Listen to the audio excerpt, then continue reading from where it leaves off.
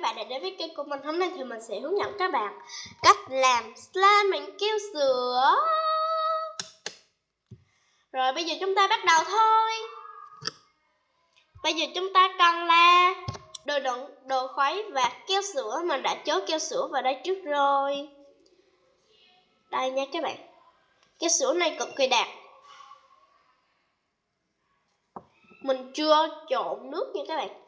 Rồi, ở mình thì không có keo sữa ATM, chỉ có keo sữa 15.000 hũ thôi. Rồi còn đây là nước nha. Tiếp theo là những thứ có cần hay không thì tùy các bạn. Màu và dầu thơm. Mình dùng loại gội đầu xum siêu. Rồi, chờ mình tí nha. Dung dịch rơ miệng thì mình đã pha với nước rồi. Video lần trước thì mình cũng đã giới thiệu. Mình pha mà nó rất là nhiều luôn ấy, có 8 giọt mà mình bỏ quá nhiều nước ấy, nên là bây giờ làm slime cực đã nha các bạn. Muốn thì mình sẽ cho thêm nước và cho thêm dung dịch rơ miệng ha. Rồi mình đã dừng video và bỏ vào rồi, bây giờ mình sẽ khuấy lên.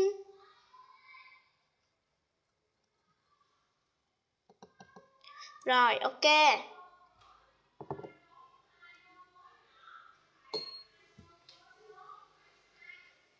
Chờ mình tí nha các bạn.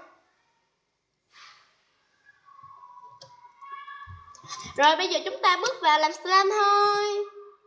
Đầu tiên thì mình sẽ dùng keo sữa. Mình sẽ cho một muỗng nước. Rồi khuấy đều lên.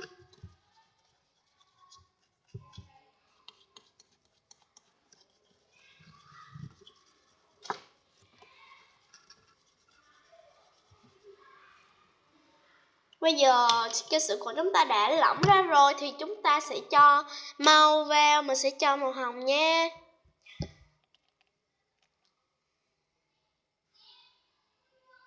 Rồi, mình chỉ cho một giọt thôi. Mình thích màu hồng nhạt nhạt đấy các bạn. Nhưng mà mình thích nhất là màu vàng.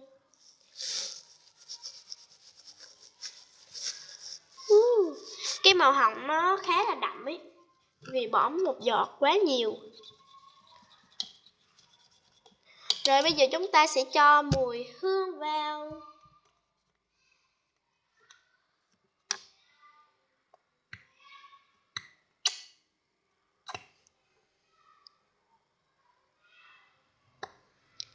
Mình cho hơi bị lố rồi, quá lố luôn. Rồi khuấy đều lên.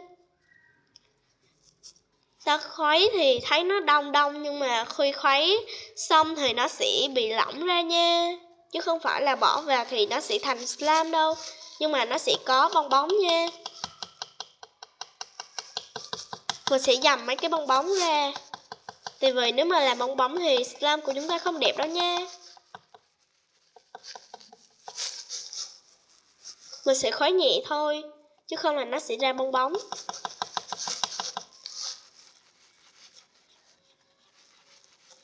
Rồi bây giờ thì lúc quan trọng nhất thì mình sẽ cho dung dịch rơ miệng vào.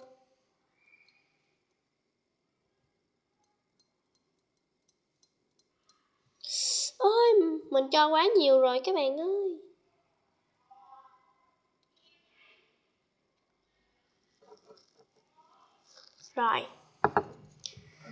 Rồi bây giờ thì chúng ta sẽ khuấy lên. Các bạn tò mò tại sao cái dung dịch rơ miệng của mình nó có màu tím ha? Thì do là mình lỡ trộn vào ấy, nên là nó thành màu tím luôn. Nhưng mà tím nhạt thôi. Thì vì mình đã bỏ thêm nước rồi. Slime của chúng ta đang đông lại.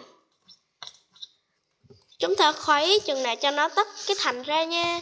Chứ không phải là cho nó thấy nó được rồi thì mình lấy ra nhồi đâu. Cái cách của mình là như thế đó các bạn.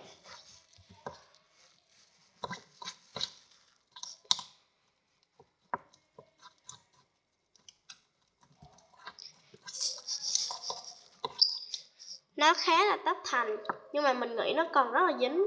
Đây các bạn, đó, nó còn rất là dính. Hơi ồn ha, các bạn có nghe tiếng nhổ tay không? Tiếng đó là tiếng ồn nha, mong các bạn thông cảm.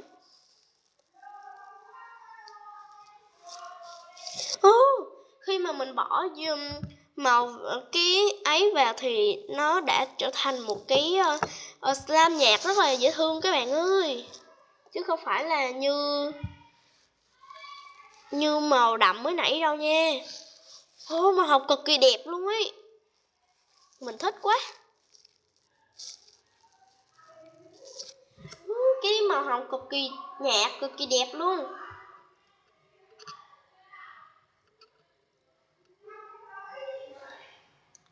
Kéo thì chúng ta kéo nhẹ thôi để để cho nó được dẻo mềm. Trời ơi, nó cực kỳ bóng luôn ấy các bạn. Đây nè, các bạn thấy không?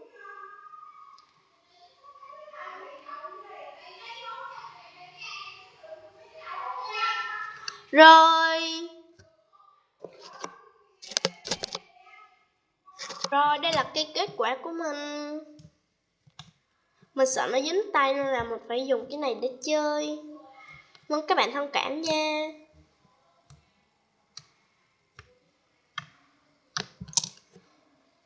Mình không sợ nó dính tay nữa. Sẽ nhồi lên cho nó dẻo dẻo một tí nữa. Nó hơi bị đất đứng, cứng ấy các bạn.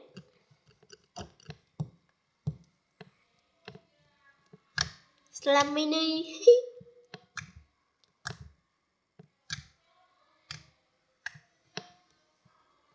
Nó dính này các bạn.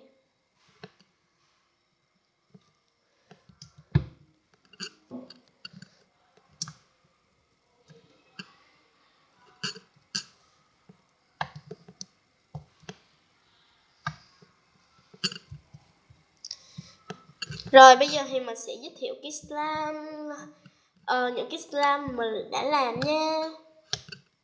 Let's go to đây. Ôi, nó bị đầy á nên là nó chảy ra. Đây là cái slime màu vàng, mình không có mua nha. Cái này là mình tự làm. Mình làm bằng keo trong. Có cốm nữa nè.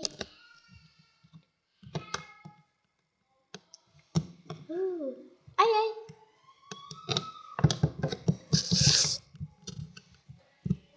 Nó hơi bị đen đen ấy, tại vì là mình trộn màu tím vào nữa ấy các bạn. Nó có một tí xíu nên là chơi không có đã lắm. Chừng nào mình sẽ mua 10 chai keo. Nói giỡn thôi các bạn, mình làm gì có dầu như thế đâu. Bóp bong bóng thì cũng không nghe tiếng tại vì nó quá nhỏ.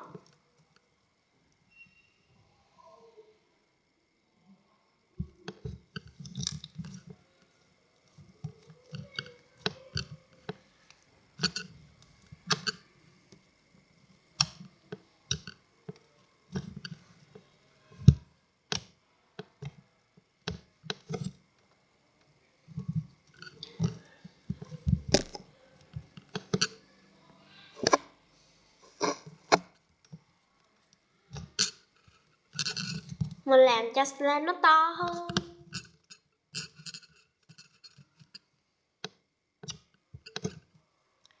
Đây là clear slime. Rồi, cho slime khác thôi. Đây là cái slime, nó cũng giống vậy nhưng mà nó hơi bị dính dính thì chảy. Đây này các bạn thấy không? Nó rất là giống chất nhờn ma quái.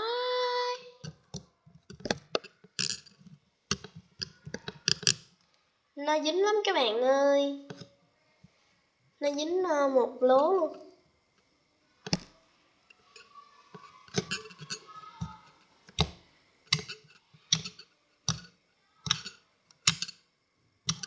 Trời ơi, cái slime này nghe cái tiếng cực kỳ đã nha các bạn. Đây, để mình làm lại cho các bạn xem. Coi. Nó dính tay quá. Đây các bạn.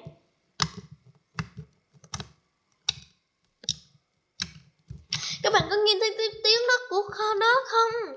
Trời ơi, hồi giờ mình mới chơi một cái slime mà cái tiếng bự vậy luôn ấy.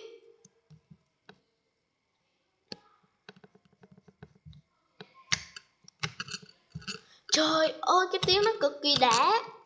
Nghe đã tai lắm các bạn ơi. Rồi mình sẽ chơi slime khác nha. Dẹp bàn này qua một bên đi. Rồi dẹp vô nha. Bàn này là buổi trưa nè các bạn.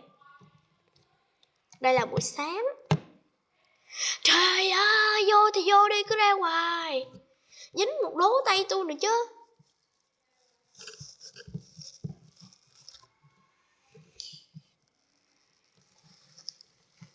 Trời ơi, chơi slime để làm gì mà nó dính tay. Trời ơi, nó lại dính.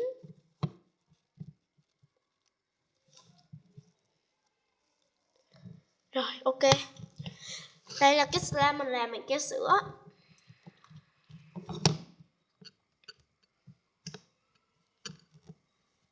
Cũng như cái slime mới nãy thôi. Mình cũng làm y chang. Cũng có cốm nè. Các bạn thích màu gì nhất? Mình thì thích màu vàng nhất. Nếu các bạn thích màu gì thì cứ hãy comment ở dưới cho các bạn cho mình biết nha. Và cho các bạn khác biết luôn ha. Cái này bút bong bóng không có đã đâu nha các bạn. Tạo nét là coi chừng tét não á.